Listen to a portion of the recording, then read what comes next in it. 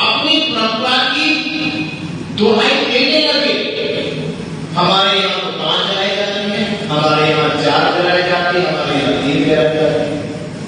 यानी तीनों लोग एक दूसरे की बात मानने को तैयार हैं। और तीनों लोग कौन है? बुद्धिस्ट। तीनों लोग कौन है? बुद्धिस्ट है। तीनों लोग कौन है? जो तत्व करते हैं। तीनों लोग कौन है? जो कहते कसौटी पे चलते हैं। पर अब उनकी कसौटी मोमबत्ती पे फैल गई। अब वही बुद्धिस्ट समाज मात्र मोमबत्ती पे, मात्र मोमबत्ती पे। अभी धर्म की बात नहीं हो रही, अभी ज्ञान की बात भी नहीं हुई, अभी जीवन के संबंध में बात भी नहीं हुई है कि बुद्धिस्ट लोग मोमबत्ती में ही उलझने लगे। इनकी सोच उलझने लगी। उलझन इतनी बड़ी कि कहने लगे हमारी बात चलेगी तो हम शामिल हो गए, अन्यथा कार्यक्रम छोड़कर चले गए। बात इसी पर तीनों लोग बैठे रहे और इधर आ गए, मेरे पास आओ, अपनी समस्या बताओ, समस्या क्या है? तीनों लोग, तीनों दल के लोग क्यों झगड़ रहे हैं? तीनों ने कर्म वाइज अपनी बातें रखी। 5 वाला कहता बोले जी हम 5 मोमबत्ती लगाते हैं मध्य प्रदेश के लोग। बोले कि मैंने बोला 5 क्यों लगाते हैं? बोले कि भंते जी आपको मालूम नहीं, पंचशील है, पंचशील के आधार पर 5 मोमबत्ती लगाते हैं। बोले बरोबर बात है, तर्क सही है, मेल खाता साहित्य से, पंचशील से मेल खाता इसमें 5 लगाते हैं, बात सत्य है। मैंने बोला 4 क्यों लगाते हैं? बोले बनते पंचशील से पहले 4 आदेश थे, हम इससे 4 लगाते हैं। बात बराबर है। बात ये भी साहित्य की होगा, बात ये भी वहीं से बोला जहां से पंचशील की बोली गई। ये भी कहीं अलग से बात नहीं बोल रहा, बात दोनों वहीं से बोल रहे हैं। दोनों की बातों में उतना ही सच्चाई जितनी बात वाले उतनी 4 वाली सच्चाई। मैंने बोला दोनों की बराबर बात है। तीसरा बता दो तुम 3 क्यों लगाना चाहते हो? बनते जी इनको नहीं जानते, बुद्ध धर्म और शांति रखते। तीनों लोगों के तर्क, तीनों लोगों के सोच, तीनों लोगों की सच्चाई हमसे मेल खाने लगी, साहित्यों से मेल खाने लगी। बच्चे प्रकट कर देखो तो तीनों की आकार मिलेंगे ना, पंचशील भी मिलेगा, तीर्थन भी मिलेगा, 4 आदर्श मिलेंगे। आप तीनों में किसको झूठा करोगे? आप नहीं कर सकते, नहीं कर सकते ना। समझ में? यानी जब कोई परंपरा शुरू होती है तो आदमी उससे बचने के समाधान भी खोज लेता है। उसके समाधान तीनों लोगों ने खोज लिए कि कोई पूछेगा तो तुरंत बता देंगे क्यों लगाते हैं। तो मैंने कहा कि तीनों का संबंध बुद्ध से है, तीनों का संबंध बुद्ध से है और बुद्ध एक है। तुम 3 लगाओ ना 4 लगाओ ना 5 लगाओ, एक है। बात सुना? बोले कि बंदे ही बराबर। और मैंने कहा उनको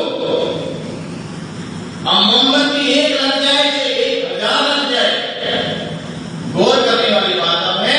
मोमबत्ती 1 लग जाए से 1000 लग जाए, मोमबत्ती के प्रकाश से केवल हमारी आंखों के सामने का अंधकार दूर किया जा सकता है, और जो मन के अंदर अंधकार बैठा है उसे एक क्षण के लिए भी दूर नहीं किया जा सकता। अब तुम एक नहीं कि 100 मोमबत्ती, ये वो अंधकार है जो तुम्हारी आंखों के सामने नजर आता है, उसको दूर करेगा।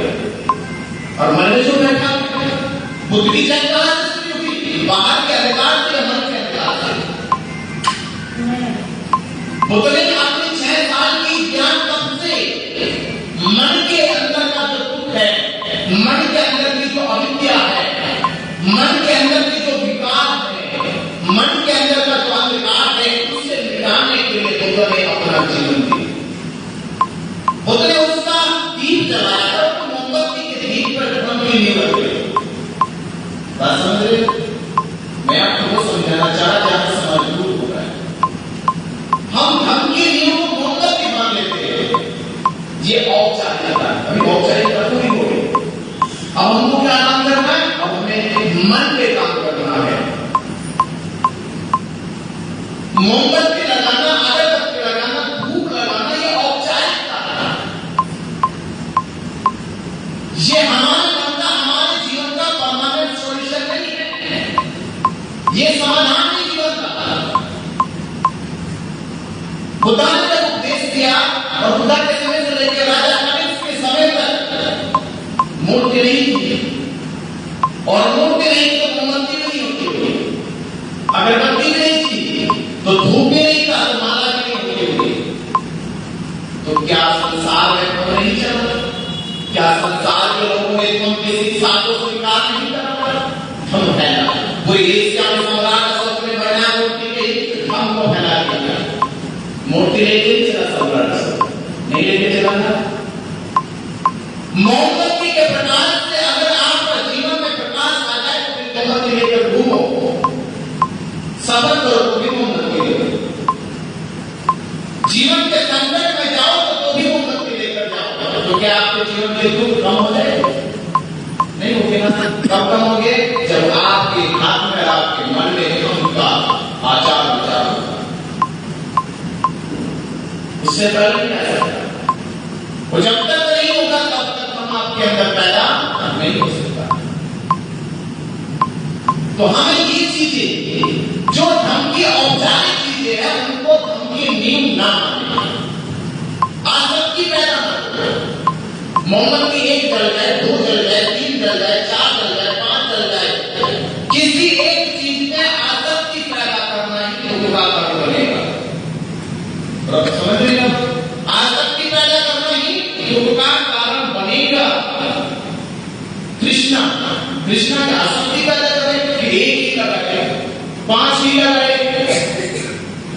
जब आप मोमबत्ती में आसक्ति पैदा करोगे फिर धम कहां से आप में आएगा? फिर धम की शिक्षा कहां रहेगी? फिर दिखावा, ढोंग, दिखावे के धर्म के प्रचलन में आप अपने आप को उलझाते जा रहे हैं। हम मन से आजाद नहीं होना चाहते। हम बाहर के धर्म से आजाद होके पर मन के अंदर जो अद्भुत बैठा है वो आज भी आपको गुलाम बनाए है, उससे तो आजाद नहीं। मेरे संपर्क का एक व्यक्ति था, गरीब परिवार में पैदा हुआ, झोपड़ी में रहता था। पर इधर नौकरी लग गई तो अपने माता पिता से कहा कि मैं झोपड़ी में नहीं रहूंगा। झोपड़ी में मुझे दुख होता है, पीड़ा होती है। झोपड़ी बदल के शहर में जाकर मकान बना लिया। नौकरी से कुछ पैसा कमाया, पैसे से व्यापार शुरू कर दिया। छोटा मकान था, छोटे मकान से भी दुख होता था। शहर में सोचता था कि बड़ा मकान बनाऊंगा, बड़ा मकान बना लिया व्यापार के पैसों से। जिस बड़े मकान में गया तो भी दुखी होता था, तो भी पत्नी के साथ झगड़ता था, बच्चों के साथ झगड़ता था। बड़े शहर में चला गया, छोटे शहर से बड़े शहर में चला गया, बड़े शहर में जाके बहुत बड़ी हवेली बना ली, तो भी दुख था। जानते पर कहीं फोन आया, बोले भूले जी जीवन में बहुत पैसा कमा लिया, एक बड़ा कोठी हवेली बना ली मैंने, पर दुख नहीं गया, परेशानी नहीं दी। मैंने बोला दुख कहां है? बोले दुख मेरे जीवन में है। दुख जीवन में है और बदल क्या रहे हो? मगर एक काम झोपड़ी में जाके देखो, पहले कौन रहता है तुम्हारे? वो झोपड़ी में रहता, जिसको बेच रहा था गाँव में, तो पता चला कि उस झोपड़ी में एक साधु रहता है, एक साधु रहता है। और साधु के सत्संग में हजारों की भीड़ लगती है, उसी झोपड़ी में रहता है, हजारों की भीड़ लगती है। वो साधु आनंद में उसी में अपना भजन सत्संग कर रहा है। मैं बोला ये आदमी जिस झोपड़ी में तुम दुखी रहते थे, ये साधु आदमी जिसके पास धन भी नहीं है, जिसके पास एक पैसे की कोई नहीं है, जिसके पास बंगला नहीं है, उसके पास समाज है, उसके पास खुशी है, उसके पास जीवन का वो आनंद है। इस आनंद की खोज में सिद्धार्थ गौतम ने राज महल छोड़ के गया की धरती में ज्ञान प्राप्त किया।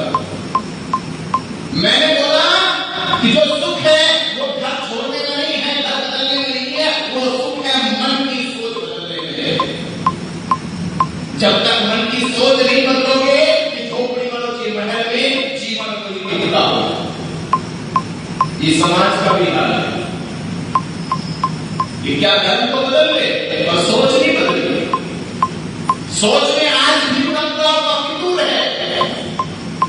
परंपराएं चाहिए इनको, वो नहीं तो ये सही, परंपरा होनी चाहिए। यानी मन को इन्होंने परंपराओं का गुलाम बना दिया, अधीन बना दिया। उसके बगैर एक पल भी सकून से सांस नहीं ले सकते। फिर कैसा था, फिर कहां है खुदा? मैंने धागे के ऊपर बोला, बहुत सारे बहुत सारे समर्थक की जुबानें लड़खड़ाने लगी, बोलने लगे कि ये बौद्धों की परंपरा है। बौद्धों की परंपरा है कि जब ब्राह्मण करता था तो उसको क्यों कोसते थे? अगर बौद्धों की परंपरा थी, अगर ब्राह्मण करता था तो उसको क्यों कोसते थे? पुरोहित करता था तो क्यों कोसते थे? रंग बदला, वो लाल धागा का सफेद धागा, उसने भी रक्षा सूत्र कह के बांध दिया, तुमने भी रक्षा सूत्र कह के बांध दिया। मैंने कहा बंदे जिसका परीक्षण को करो, आप लोग भी परीक्षण करके देखो, धागा बदलो और ऐसे बहुत विश्वास से करो जिसे दिखने के लिए मानते नहीं, जिसे शुद्ध बांधने का, रक्षा सूत्र बांधने का पूरा अनुभव हो, उससे बंधवा लो, परीक्षण कर लो कि मंदिर यहाँ बांध दिया और एक आदमी है तो प्यार रखती है। मैं इसका परीक्षण तो करके देखो, रक्षा होती ही नहीं। करेगा बोलो, करेगा कैसे? नहीं। क्यों नहीं करेगा? रक्षा सूत्र तो बंधा है, रक्षा करने के रक्षा सूत्र तो बंधा है, तो क्या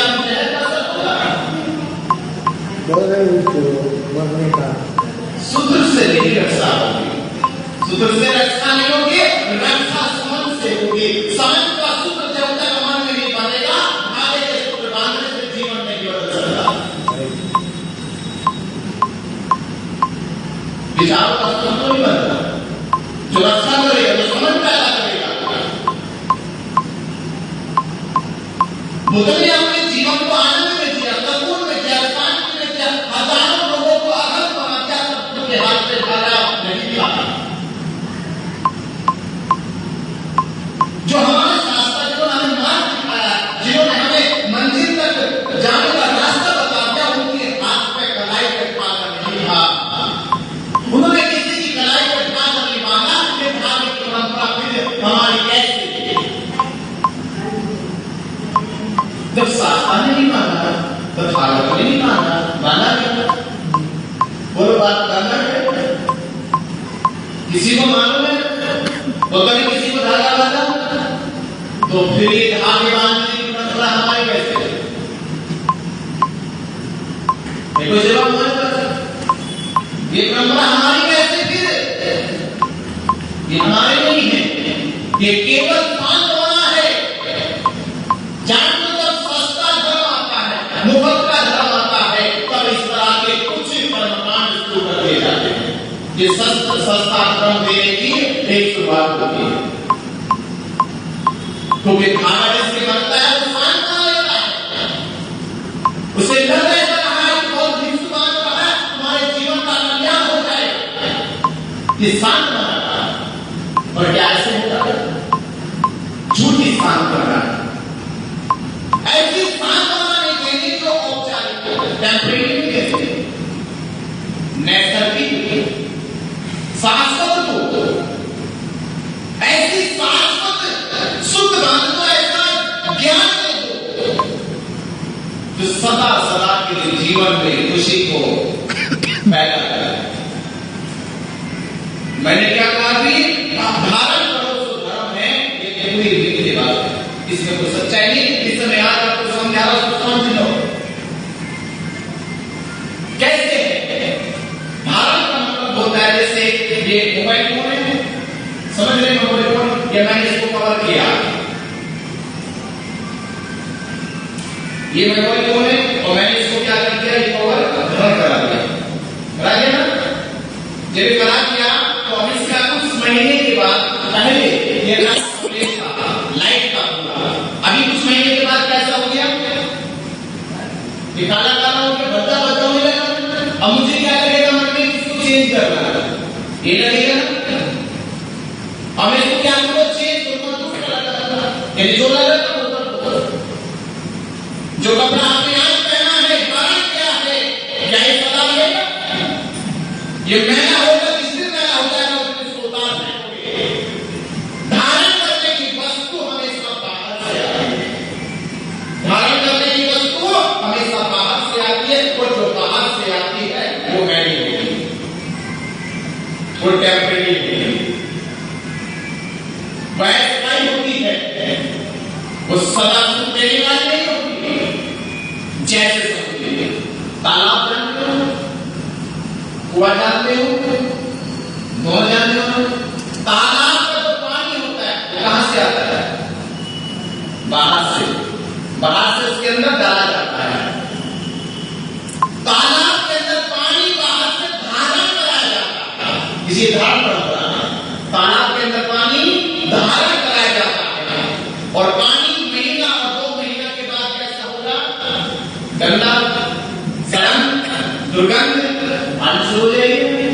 क्या अब तालाब के पानी को कोई पिएगा? कोई पिएगा? नहीं पिएगा, वो दुर्गंध देने लगा है। उसी की बगल में कुआं खोदो, कुआं होता है ना, कुआं खोदो, कुएं में पानी कहां से आएगा? उसमें बाहर से तो नहीं आएगा, धारण तो नहीं होगा, उत्पन्न होगा भीतर से उत्पन्न होगा। और कुएं का पानी जब भीतर से आएगा, क्या 1 महीने के बाद देगा? 2 महीने के बाद देगा? 3 महीने के बाद देगा? नहीं देगा। ऐसे ऐसे कुएं हैं जो आज भी सैकड़ों साल से चल रहे पानी देते हैं। ऐसे ऐसे कुएं आज भी बनते थे, आप क्षेत्र राजस्थान से यहाँ आज भी सैकड़ों साल पुराने कुएं हैं जिनका लोग पानी निकाल कर पीते हैं। ये पानी कहां से आया? ये भीतर से आया है, ये भीतर से पैदा हुआ है। जब विचार आपके भीतर से पैदा हो जाएगा, वो सड़ेगा नहीं, दुर्गंध नहीं देगा, गंध नहीं देगा। बुद्ध ने अपने 45 साल के जीवन में निष्कर्ष को बोल करके भीतर का जगाओ, भीतर से अनुभव जगाओ अपना। ये बाहर की चीजों से केवल एक दिशा मिल सकती है, निर्देश मिल सकता है, जीवन का सार नहीं मिल सकता। बाहर की चीजें निर्देश करेगा, ऐसा कर लो, और उसका जो सार है, उसकी जो मंजिल है, उसका जो अंत है, वो आपके भीतर होगा। आनंद को जब शास्त्र ने कहा कि शरीर अब अस्वस्थ होने लगा है, पीड़ित होने लगा है, लगता है ज्यादा और समय ये शरीर चल नहीं पाएगा, शरीर की आत्मा। आनंद ने ये बात को करके सुनी और मन में चिंता पैदा हुई। आनंद को 32 साल तथागत के साथ 32 साल तथागत के साथ रहा। बुद्ध के बोले जितने उपदेश थे सारे कंठस्थ किए थे। क्या कहते? कंठस्थ किए, याद करते थे, याद थे सारे। जिसको बुद्ध के बोले के सारे उपदेश याद हो, 32 साल सबसे ज्यादा समय बुद्ध के साथ बिताया हो, और बुद्ध के शरीर त्यागने की बात सुनकर मन में व्याकुल होने लगा हो, चिंता, पीड़ा, दुख मन में आ गया हो, ये तो सामान्य बात है। यानी ऐसा व्यक्ति जो बुद्ध के साथ है, जिसने हजारों लाखों लोगों के दुख को मुक्त कर दिया, जिन्हें निर्वाण का मार्ग बता दिया, निर्वाण उपलब्ध करा दिया, अरहत बना दिया, ऐसे शास्त्र के साथ रहकर भी आनंद हुई। जानते हो कारण क्या? क्योंकि उसने बुद्ध की बात बाहर सुना। बुद्ध को सामने जब होने लगा, चिंता व्यक्त करने लगा, शास्त्र ने सोचा इसे अभी ज्ञान नहीं हुआ, इसे अभी ज्ञान नहीं हुआ। अंतिम उपदेश कहते हैं बुद्ध ने क्यों दिया? वो इसलिए दिया क्योंकि लोग बाहर से बंधन से जीवन को जी नहीं सकते, केवल सीख सकते, जी नहीं सकते। वो जीने की कला भीतर से आई, इसलिए बुद्ध ने आनंद से कहा, आनंद आज से सारी चीजें जो कंठस्थ करके उनसे बंध हो, नाता तोड़ो, भूल को सब चीजों। ये 32 साल में सारे उपदेश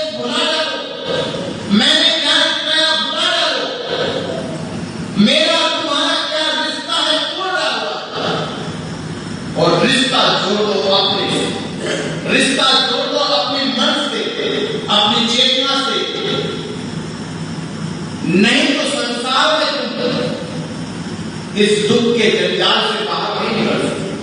और लोग क्या कहेंगे कि बुद्ध के साथ रहा फिर भी दुखी का दुखी रहा, पीड़ित का पीड़ित रहा, तो लोग तुम पे तो हंसे हंसेंगे, मेरे ऊपर भी हंसेंगे। आनंद आज ये परीक्षा की घड़ी है, मेरे से नाता तोड़ना होगा, ये बंधन है, ये आसक्ति है, इस आसक्ति से मुक्ति पानी होगी। आनंद ने हिम्मत जुटाई, उस दिन बुद्ध से नाता तोड़ा, उस दिन बुद्ध की बताई गई 32 साल की बातों से नाता तोड़ा और बुद्ध के लिए अंतिम उपदेश अपनी खोज में चला गया। और जिस दिन अपनी खोज में चला गया, और सबसे बड़ी बात बता रहा हूं मैं, बुद्ध ने जिस दिन शरीर छोड़ा तो समय के अंदर बहुत सारे भिक्षु रो रहे थे, बहुत सारे राजा महाराजा उपासक लोग रो रहे थे, और आनंद उस दिन भी ध्यान में बैठा मुस्कुरा रहा। ये थी आनंद की उपलब्धि, ये ताबुत क्रांति उपदेश कि बुद्ध के जाने के बाद भी आनंद ने वो शिक्षा आत्मसात करने और ध्यान में बैठकर बुद्ध को वर्णन करते हुए मुस्कुरा रहा।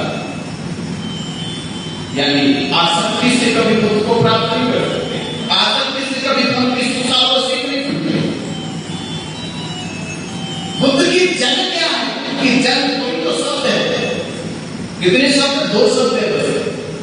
बुद्ध का पूरा रिसर्च, पूरी खोज 45 साल का उपदेश केवल 2 शब्द हो गए, दुख और अविद्या। यही 2 शब्द है। ये 4 आठ करते हैं, की शुरुआत करते हैं। हम 4 आठ करते बोलते कि संसार में दुख है। कहां दुख है संसार में?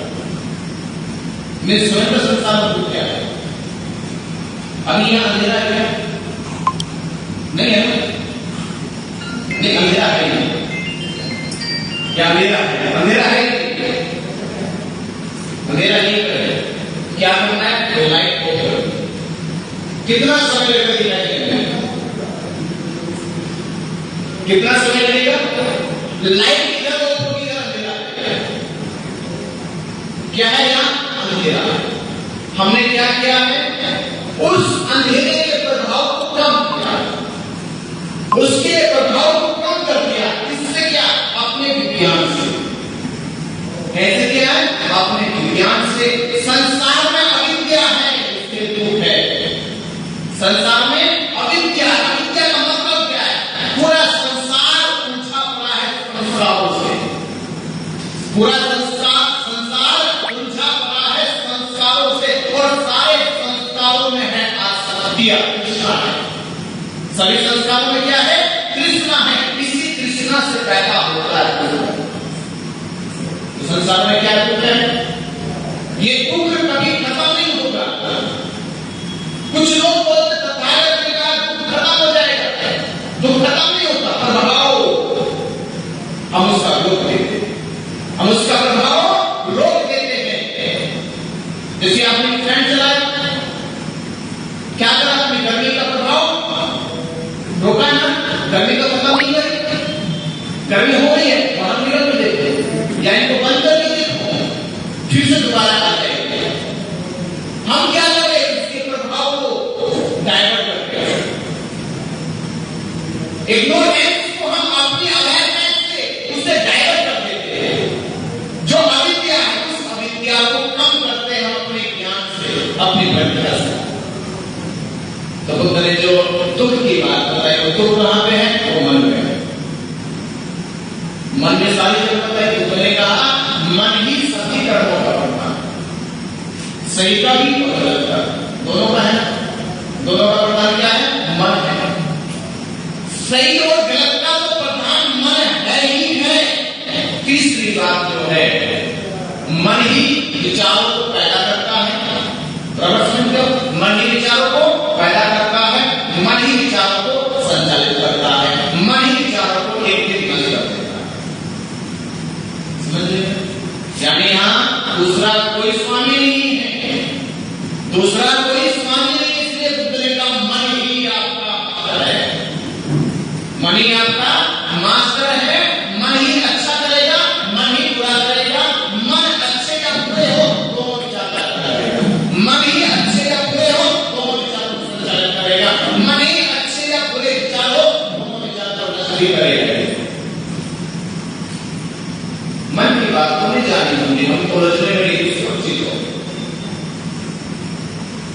हम किसी और चीजों में बुद्ध को तलाशने लगे।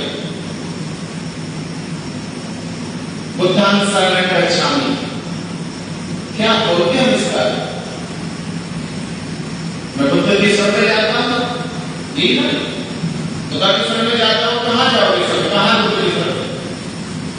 किधर शरण बुद्ध की? ये मस्जिद में किसमें है क्या? इधर है नहीं, बड़ा स्टेशन लगा है नागपुर में, वहां है। बुद्ध को कहां तलाशोगे? तो कुछ लोग आप भी कह सकते इधर तलाश है, ये बोलोगे इधर तलाश है, यहां बुद्ध है। अगर यहां बुद्ध है, यहां जाने का रास्ता है। जाने का रास्ता क्या है? मार्ग मारने तो मंजिल तक पहुंचोगे क्या? मार्ग को मार्ग करना पड़ेगा। यहां के मार्ग में कोई भी चीज बाहर का मार्ग नहीं बनेगी। यहां की सीढ़ी थम है, यहां की सीढ़ी ध्यान है, यहां की सीढ़ी सम है। यानी इस बुद्ध की शरण में जाना है, मनो में बुद्ध की शरण में जाना है, तो वो सीढ़ी क्या है? पहली सीढ़ी है ध्यान, दूसरी सीढ़ी है थम और तीसरी सीढ़ी है सम। जब बोलते हैं बुद्धान शरणं गच्छामि, धम्मां शरणं गच्छामि, संघं शरणं गच्छामि, कहने को लोग तीनों के अर्थ अलग अलग बता देते हैं। पहले का अर्थ ये है, दूसरे का अर्थ ये है, तीसरे का अर्थ ये है, और तीनों के अर्थ अलग अलग नहीं, एक ही है। तीनों के अर्थ अलग अलग नहीं, एक ही है। बस इन तीनों के जो माध्यम है बुद्ध तक ले जाने के, वो अलग अलग है।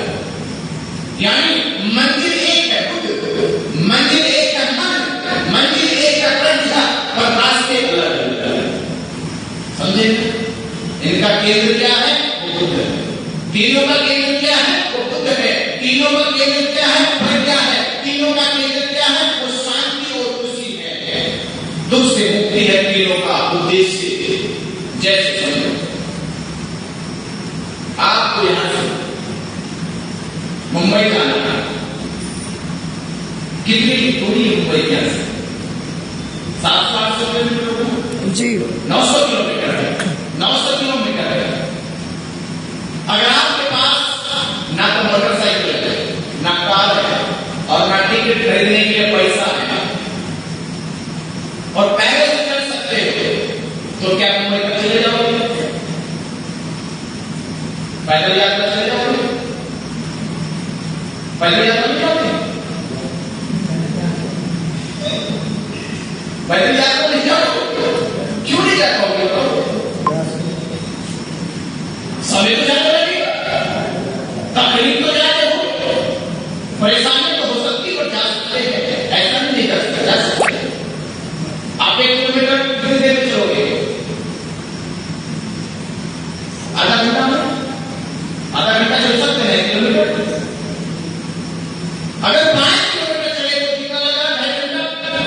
फिर आप ऐसे जोड़ोगे तो आपको 1 महीना भी लग जाए, 2 महीना भी लग जाए, आप कर सकते हैं। अगर आपको मुंबई जाने को लग रहा तो आप पैदल कितना जाते हैं? अमरावती जा सकते हैं, पैदल अमरावती जा सकते हैं। एक यात्रा हुआ जिसमें पैदल चलकर जाया जा सकता है, तो आपके पास मोटरसाइकिल, कार, टिकट के पैसे नहीं है तो जाया जा सकता है। एक यात्रा है, पर इस यात्रा में क्या कठिनाई है? तकलीफ है, पर जितनी कठिनाई है, जितनी समस्या है, जितनी परेशानी है, उतना ही यात्रा का अनुभव भी है। समझ लेना, गाड़ी में बैठ के यात्रा का अनुभव नहीं कर सकते, जितना अनुभव पैदल की यात्रा में होता है, उसमें पता होता है मैं किस दिशा से जा रहा हूं। बहुत सारे लोगों से रास्ते पूछोगे, बहुत सारा अनुभव इकट्ठा करोगे, और मैं ये निश्चित दावे से कह सकता हूं, अगर दूसरी बार तुमसे कहे कि दोबारा जाकर के जाओ, तो मैं निश्चित तौर पर कहूंगा तुम्हारे रास्ते पूछने की जरूरत नहीं पड़ेगी। अगर बस से यात्रा करोगे और 1 2 बार करो, 3 बार करो, और तुमसे क्योंकि बस की यात्रा में अनुभव नहीं होता। जो पहला अनुभव यात्रा का होता है वो पैदल की यात्रा होता है। और तो पैदल की यात्रा में क्या अनुभव हुआ? मेरा अपना कोई साथी नहीं था, कोई माध्यम नहीं था, मेरी अपनी समझ में, मेरे अपने विवेक ने अनुभव कराया मुझे यात्रा, पहली यात्रा। कहां जाने की? अपनी अमरावती जाने। पहली यात्रा। दूसरी यात्रा होती है जिसके पास कार है, मोटरसाइकिल है, वो भी जा सकता है। दूसरा व्यक्ति कौन है? जिसके पास मोटरसाइकिल है, कार है, वो भी अमरावती जा सकता है। और उससे क्या होगा? अनुभव कम होगा, क्योंकि वो है कार लेकर चलता है। तो जितने पैरों में कंकड़ लगेगा, उसमें नकुले कुछ कांटे लगेंगे, उसकी पीड़ा वो मोटरसाइकिल वाला, कार वाला खुद सहन करेगा, उससे वो अनुभव नहीं कर सकता। समझ रहे हो? तो दूसरी यात्रा मोटरसाइकिल से, इसमें क्या माध्यम है? बाइक, कार माध्यम है। तीसरी यात्रा है कि जब आप पैदल नहीं चल सकते, मोटरसाइकिल, कार भी नहीं चला सकते, तो आप बैठकर गाड़ी में, बस में, ट्रेन में या लिफ्ट लेकर जा सकते हैं। क्या सकते हैं? कोई मुझे लिफ्ट दे दो, छोड़ देगा। तो इसमें पैदल भी चलना नहीं पड़ा, इसमें मोटरसाइकिल, कार ड्राइविंग नहीं करनी पड़ेगी। तो तीन कैटेगरी हो गई ना। तीनों को कैसे क्या था? अमरावती जाना ना, बराबर पहुंचे ना तीनों। अब आइए, यही है तीनों का माध्यम बुद्ध धम्म संगम। जो बुद्ध की यात्रा है वो वैसे कैसे पैदल, यहाँ कोई साथ नहीं होगा, ये ध्यान किया। यानी स्वयं अपने आप ही अपने मन की खोज करनी है, अपने आप ही स्वयं मन की खोज करने की कोई जटिल है। अगर 100 व्यक्ति इस यात्रा पे चले तो इस 99 व्यक्ति फेल हो जाएंगे, एक व्यक्ति सफल होगा। ये कॉम्पिटिशन थोड़ा भारी है, थोड़ा हार्ड है। हर आदमी इस यात्रा को चल नहीं पाएगा। कुछ लोगों के पैरों में, घुटनों में दर्द होता है, जैसे अभी उनकी इलाज नहीं जाएगा, ऐसे करने लगेगा। क्यों नहीं जाएगी? तकलीफ पैरों में, घुटनों के दर्द की है, कमर के दर्द की है, बुढ़ापे की है, अस्वस्थ है। तो जो अस्वस्थ है तो कैसे मुंबई की यात्रा करेगा, कैसे अमरावती की यात्रा करेगा? ऐसे लोग तो झुक जाएंगे यात्रा करने से। बुद्ध ने सोचा मुझे ऐसे लोगों को भी यात्रा करानी, मुझे ऐसे लोगों को भी यात्रा करानी है। जो ध्यान की यात्रा नहीं कर सकता वो किसकी यात्रा करेगा? धम्म की यात्रा करेगा। किससे करेगा यात्रा? धम्म से करेगा। और धम्म में 3 शब्द निकाले, सील, समाधि, प्रज्ञा। ये 3 शब्द के सहारे ध्यान से मत करो, और 3 शब्द के सहारे तो कर सकते हो ना। सम्यक वाणी कर लो, सम्यक वाणी कर लो, सम्यक कर्म कर लो, सम्यक आजीविका बना लो, सम्यक प्रयास बना लो, सम्यक स्मृति, सम्यक ध्यान, सम्यक संकल्प, सम्यक दृष्टि। 7-8 आर्य मार्ग पे चलकर वो फिर से बुद्ध की शरण में जा सकते। इस तरह के ना पहले क्या था? थोड़ा ध्यान पे फोकस था। जो पहली शरण पे ध्यान की फोकस की है, कार्य प्रश्न, वेदना प्रश्न, चिंतन प्रश्न, धम्म प्रश्न, यानी वो सारा मैटर प्रश्न लगा हुआ है। बुद्ध की शरण में जाने का मतलब ये नहीं कि बुद्ध की शरण में जाता हूं। बुद्ध की शरण में जाने का मतलब है प्रोसेस, उसका मार्ग क्या है। जब तक मार्ग नहीं मिलेगा मंजिल आपके हाथ आने वाली नहीं है।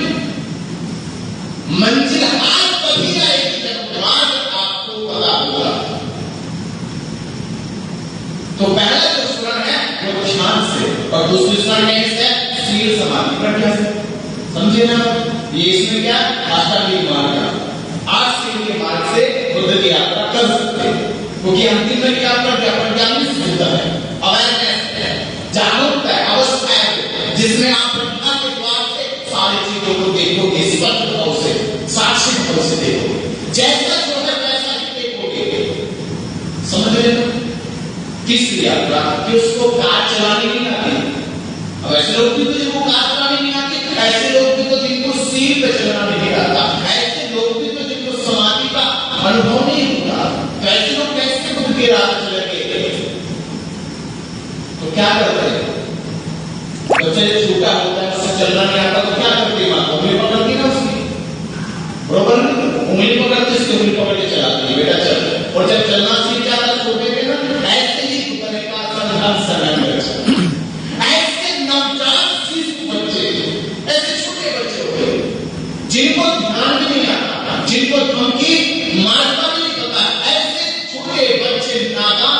अज्ञानी बच्चे वो संगत करे संग, वो संगत करे संग की। और जब संग की संगत करोगे, कैसे संग की? ध्यान देना, जिस संग में बुद्ध और धम्म का ज्ञान विद्यमान हो। संग का मतलब ये नहीं कि 10 लोग जीवन पहन कर बैठ गए वो संग है, ये गलत नहीं है, निकालनी होगी। अगर बुद्ध के मार्ग पर चल रहे हो तो सूर्य को बार बार कसना होगा। जीवन पहनना संग नहीं है, जीवन पहनना ज्ञान का प्रतीक नहीं है, ये ध्यान देगा। मेरे से किसी ने पूछ लिया जीवन की महत्व और कहने लगा, मेरे पुराने को लोग कहते थे, वैसे कहने लगे बंदे हम जीवन का सम्मान करते हैं। बोला बरोबर बात में इंडिया में सिंगापुर के लोगों ने रटा रटाया तो क्या पा लिया है। एक ने बोलते जीवन का सम्मान करते लोगों ने रट लिया बस। मैंने बोला कि जीवन को पत्थर के क्यों नहीं डाल देते और पत्थर के टुकड़े से उठे सुनने के जाते क्या सुन पाओगे? जीवन का जो व्यक्तित्व है वो मनुष्य से तैयार हुआ है। जीवन किसने तैयार किया? किसने किया? मनुष्य ने किया ना।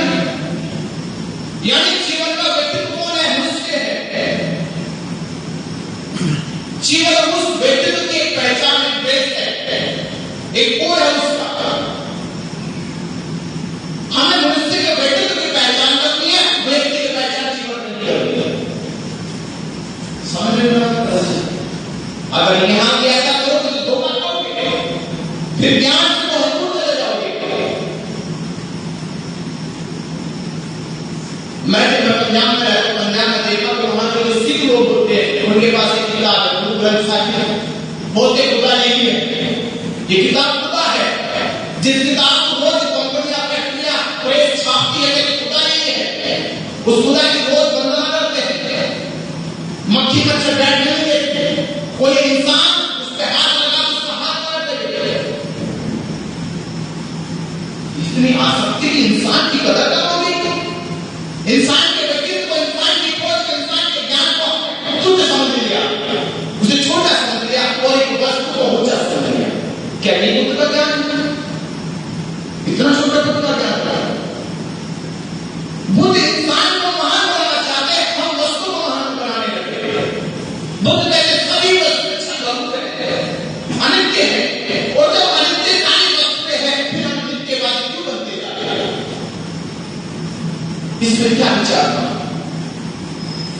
इसलिए तो कहते सन्नान सन्नान रक्षा में जिस संग में बुद्ध और धम्म का ज्ञान विद्यमान हो, ऐसे संग की उंगली पकड़कर बुद्ध की राह पे जाना चाहिए। समझे ना? इसका मतलब है क्लियर करना, यानी बुद्ध की यानी अपनी स्वर्ग में जाने के लिए ये 3 रास्ते खोजे। अब तीनों में से आपको कौन सा सरल लगता है, कौन सा अच्छा लगता है, उस मार्ग से आप जा सकते हैं। समझ रहे? उस मार्ग से आप जा सकते हैं। तो हम अभी क्या कर रहे हैं? हम मन के विचार को पैदा नहीं कर रहे, हम बाहर की कुछ चीजों को पैदा कर रहे हैं, बाहर की चीजों को पैदा कर रहे हैं। इसलिए हम पिछड़ते जा रहे हैं, इसलिए हम लोगों के मन को बदलने में अब तक असमर्थ है। हमें यह मन बदलना, और जब तक ये मन नहीं बदला, मन का सारा खेल, मन का सारा मैटर है। हम मन के ऊपर काम नहीं कर रहे, हम तो बाहरी आवरण पे काम कर रहे हैं, जो क्षण भंग है, अनित्य है, जिसका कोई अस्तित्व नहीं है।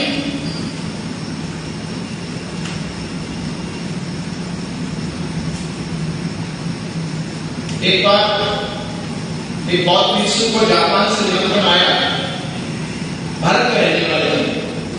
जापान के लोगों ने कहा कि आप जापान नहीं, आपका स्वागत है, हमने आपकी प्रसिद्धि सुनी भारत में, आपने जिस भी राज्य में जाकर धम्म का उपदेश किया वह राज्य धम्म के मार्ग पे चलने लगा, तो धम्म पे भी दया करे, हम पे भी करुणा करे, हमारे देश आए, हमारे देश में आकर धम्म का प्रचार प्रसार करे। बहुत भिक्षु जापान चले गए। सर्दी का मौसम था, जनवरी-फरवरी का महीना, जापान में वैसे ठंड होती है। सैकड़ों वर्ष पहले की बात है, उस समय अधिकांश चीजें लकड़ी के बनाए जाते थे। बुद्धिराज लकड़ी का, बुद्धिराज में मूर्ति जो बुद्धि मूर्ति बनाएंगे वो भी लकड़ी की थी।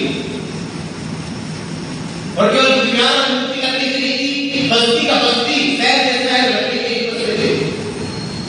माना भौगोलिक के कारण भगवान भूकंप जा रहा है, आज भी जा रहा है, समस्या है। और भी चले गए सब पहुंचे, कहते कि ठंडी तेज थी, अगर आज में जगह काम करके सो जाए तो मर जाता, बर्फ जम जाती थी उसमें। उनको अंदाजा नहीं, उनको लगा भारत जैसे ठंड होगी और भारत में 10 जैसा ठंड होगा। ऐसे ही चले गए, बहुत बिहार में बैठ गए, कुछ थोड़ा देर से पहुंचे थे। ये जीवन था भी शरीर में थोड़ा सा, अब जीवन से ठंड हो गई। रात में तो 12 बजे ठंड ठंड से कमाने लगे, वो ठंड से कमाने लगे। हालांकि ऐसा कि जान निकल जाएगी, प्राण निकल जाएगी, और दूसरा कोई रास्ता नहीं दिखाई जाएगी, ठंड से बचने कैसे है। ना कोई कपड़ा था, ना कोई कंबल था, ना कोई रेत थी, ना कोई अंगीठी रखी थी जिसमें आग जला सकती। उसने क्या किया, बहुत उसने बुद्ध की लकड़ी की मूर्ति जो बनी थी, जो मूर्ति बनी थी बुद्ध की लकड़ी की, उस मूर्ति को उठाया, उसके टुकड़े कर दिए। टुकड़े के लकड़ी के टुकड़े अलग हो गए, इकट्ठा करके नाम लगा सेक दिया, ताप दिया। सुबह हुई, बुधवार से खत्म हो गया, लोग घबरा गए कि बिहार में आग लग गई। पहले बाल्टी लेकर पानी लेकर चले, गेट खोला, नजारा कुछ और था। आग तो लगी थी पर बुधवार में नहीं लगी थी। अब आग लगी उनके कलेजों में, जो पानी की बाल्टी लेकर गए थे, देखा सामने कि बुद्ध की मूर्ति नहीं दिखाई दे रही, बुद्ध की मूर्ति जलकर राख हो गई। अब आग लग गई काम उनके कलेजों में, उन्होंने बाल्टी छोड़ दी और घर से दोबारा गए, हाथों में लाठी, लाठी औजार, तलवार। अब हम बहुत बेसुध का कत्ल करेंगे, क्योंकि इन्होंने बुद्ध को जला दिया। जिन्होंने बुद्ध को जला दिया उससे पृथ्वी पर रहने का कोई हक नहीं, उसे भी मार दिया जाए। जापान के सभी लोगों ने निर्णय किया कि बौद्ध भिक्षु को चौराहे पर लटका दिया जाए, जिन्होंने बुद्ध को जलाया। ये बात, ये मामला राजा के दरबार में चला गया। राजा ने सभी की बात सुनी, राजा ने निश्चय कर लिया कि हाँ गुनाह किया और इसने खुद को जलाया। अगली बात कुछ भी अपने सफाई में बहुत विशुद्ध कुछ कहना चाहते हैं तो बोलिए, आपको हिंसा में आपने खुद को जलाया। बहुत विशुद्ध कहते हैं ये तो मैं नहीं जानता, इनकी समझ में खुद क्या है, ये तो मैं नहीं जानता कि इसमें खुद क्या है, इसमें खुद कहां है, ये मैं नहीं जानता। पर नहीं जानता, मैंने खुद को नहीं जलाया, मैंने खुद को बचाया। मैंने खुद को जलाया नहीं, खुद को बचाया। सारे लोगों ने सलाह बात उल्टी हो रही थी। जापान के सभी लोग कह रहे खुद को जलाया, वो भिक्षु कह रहे हैं खुद को जलाया नहीं, खुद को बचाया। बहुत भिक्षु ने राजा से कहा, क्या इस बड़ी सभा में कोई कह सकता है कि बुद्ध कहां है? क्या इस बड़ी सभा में कोई कह सकता है कि बुद्ध कहां है? दो लोगों ने हाथ खड़े, दो लोगों ने हाथ खड़े कर, दो लोगों ने कहा, एक ने कहा मैं जानता हूं बुद्ध कहां है, उसने सारा कराया। दूसरा खड़ा हुआ, उसने सारा करा नहीं, बुद्ध वही है, लकड़ी में बुद्ध है। दो बात बहुत भिक्षु ने कहा ठीक है, मैं पहले को कर देता हूं, अगर लकड़ी में बुद्ध थे तो लकड़ी है, लकड़ी में बुद्ध थे, लकड़ी है, लकड़ी को तराशने वाला वही है। अभी बुलाओ, खर्च करो, खर्च में दूंगा और एक टुकड़ी दस बनवाओ। बुद्ध जीवित हो गए, बुद्ध लकड़ी में है तो मैं खर्च दूंगा, एक जगह 10 बनवाओ, फिर उसी बना, बुद्ध जीवित हो गए। राजा ने कहा नहीं, दूसरा व्यक्ति की बात सुनने लगे।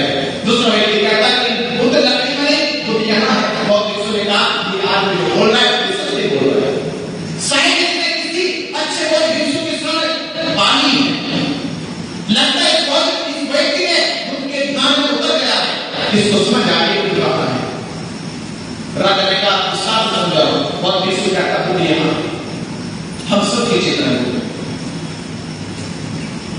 मेरे भीतर बुद्ध है, मैं ठंड के मारे कम कपा रहा था,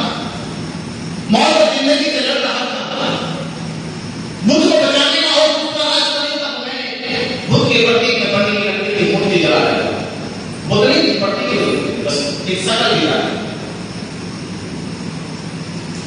ये बुद्ध की शकल की एक पट्टी मूर्ति है, बुद्ध नहीं है। बुद्ध सोच है, बुद्ध विचार है, बुद्ध चेतना की चेतना में बैठ गया समाई है। वो चेतना की चेतना विचारों को हमने शुद्ध कर लिया है, वो बुद्ध है। सभी लोग शांत थे, बहुत देर से सिद्ध कर दिया बुद्ध वहां नहीं देखना है, और मैंने यहां से बुद्ध को बचाया है, और जरूरत है यहां से बुद्ध को बचाने के लिए, और यहां का पुस्तक के भीतर है। कोई मिलाकर बात यह है कि हमें इंसान को बचाने की जरूरत है। इंसान बचेगी तो बुद्ध बचेगी, इंसान बचेगी तो बुद्ध की इंसानियत बच जाएगी, इंसान बचेगी तो बुद्ध की मानवता बच जाएगी। यही तो दुनिया से सबसे भिन्न है ना, क्योंकि दुनिया क्या बचाना चाहती है? दुनिया बचाना चाहती है खुदा, दुनिया बचाना चाहती है आत्मा, दुनिया बचाना चाहती है खुदा का वचन, और हम बचाना चाहते हैं इंसानों के भीतर बैठ के बुद्ध। और तभी कर सकते जब इंसान बचेगा। इसलिए कभी भी धर्म का बुद्ध का बैग इंसान को मत मानना, इंसान के विचारों को मानना। विचार बदल जाएगा, बुद्ध बदल जाएगा, दूसरा बुद्ध पैदा हो जाएगा। इसलिए हमें इंसानों से बैर नहीं करना, तब आप जी सकते हो।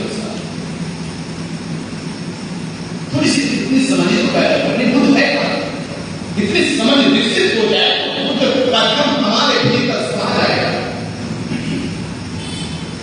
समझे ना? कितना समय हुआ? हाँ, ये हो गया 4 मिनट से ज्यादा हो गया। जब ये